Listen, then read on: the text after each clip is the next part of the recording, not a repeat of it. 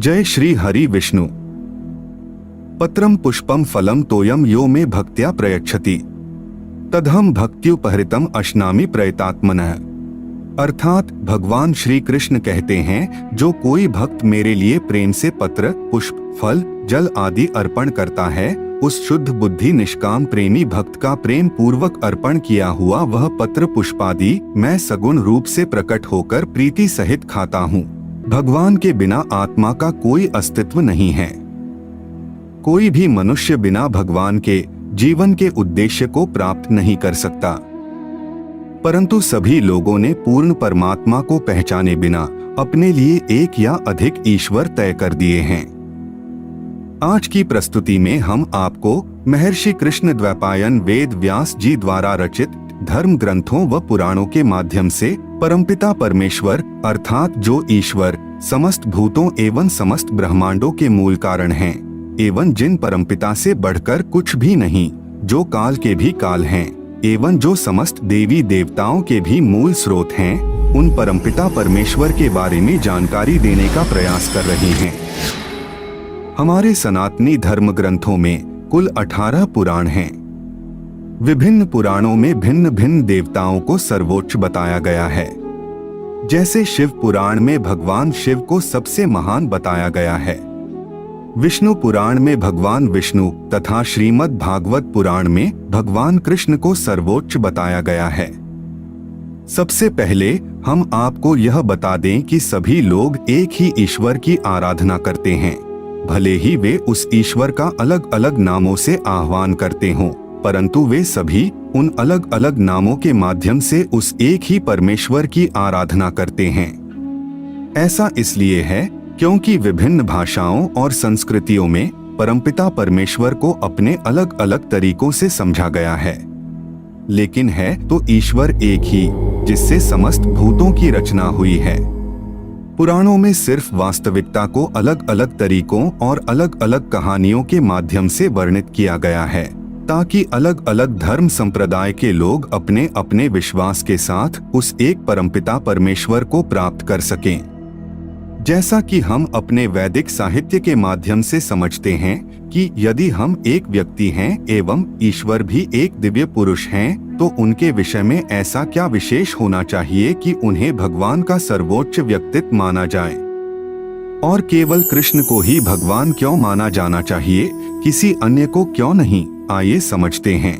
ब्रह्मा संहिता अध्याय 5 में ब्रह्मा भौतिक अस्तित्व के माध्यमिक निर्माता पर विचार करते हैं और कहते हैं कि ईश्वरः परमः कृष्णः सच्चिदानंद विग्रह अनादिरादिर गोविंदः सर्वकारण कारणम। अर्थात ब्रह्मा कहते हैं कि सभी ईश्वरों में सर्वोच्च परमेश्वर कृष्ण हैं।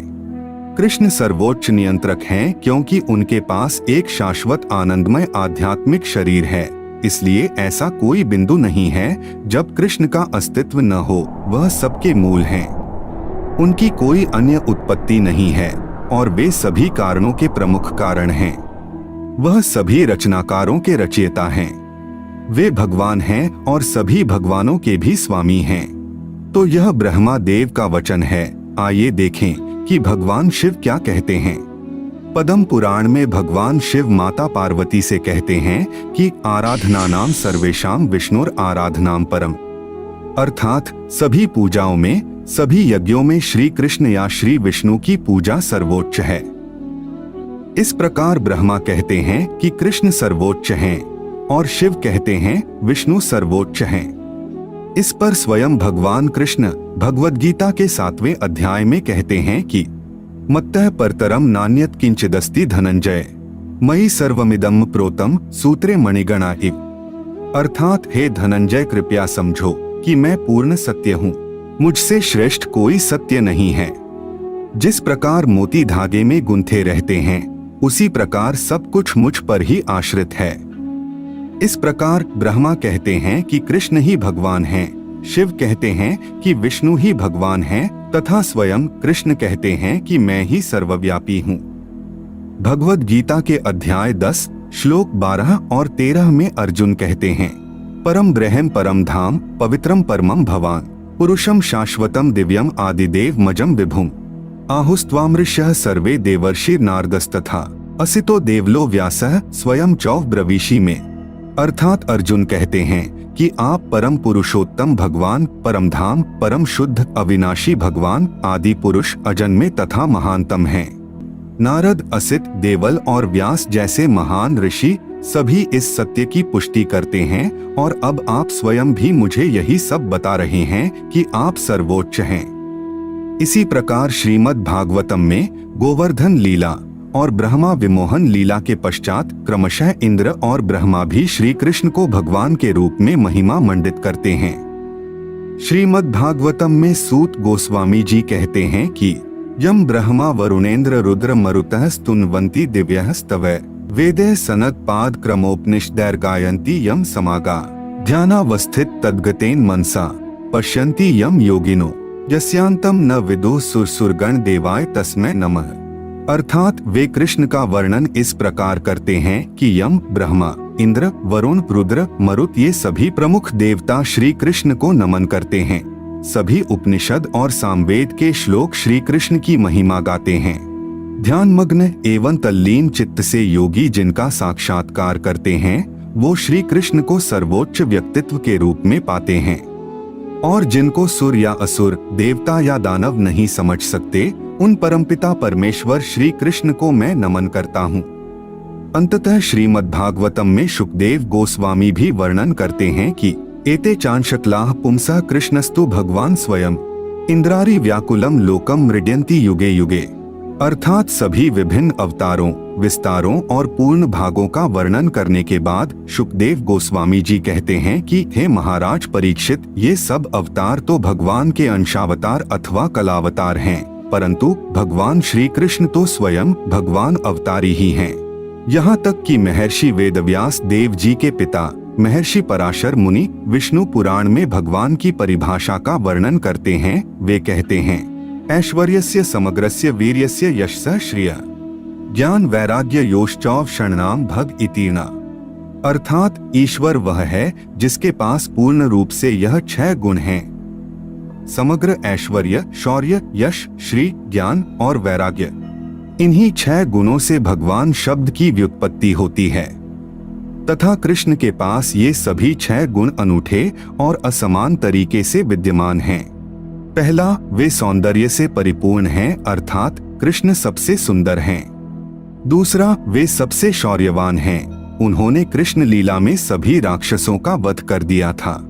तीसरा, वे सबसे प्रसिद्ध हैं, आज भी कृष्ण की लीलाएं दुनिया भर में गाई जाती हैं। चौथा, वे सबसे धनी हैं, सब कुछ कृष्ण का है। पांचवा, वे परम ज्ञानी हैं, वह सब कुछ जानते हैं क्योंकि उन्हीं से सबकी रचना हुई है, उन्होंने ही अर्जुन को भगवद गीता सुनाई। छठवां, वे सबसे बड़े त्यागी हैं। कृष्ण के पास ये सभी 6 गुण अद्भुत तरीकों से विद्यमान हैं। इसीलिए भगवान कृष्ण को अस्मोर्ध्व कहा जाता है, जिसका अर्थ है कि कोई भी उनके समान नहीं है तथा कोई भी उनसे सर्वश्रेष्ठ नहीं है। तो इन सभी शास्त्रीय संदर्भों के निष्कर्ष में हम समझते हैं कि कैसे श्री कृष्ण ही एकमात्र सर्वोच्च परमपिता परमेश्वर हैं, जो समस्त प्रकार के ईश्वरों के भी ईश्वर हैं, जिनसे परे कुछ भी नहीं। वे ही सभी के आदि कारण हैं, अर्थात वे ही ब्रह्म हैं, वे ही ओम हैं। अतः हमें सभी देवों को उनमें ही देखना चाहिए।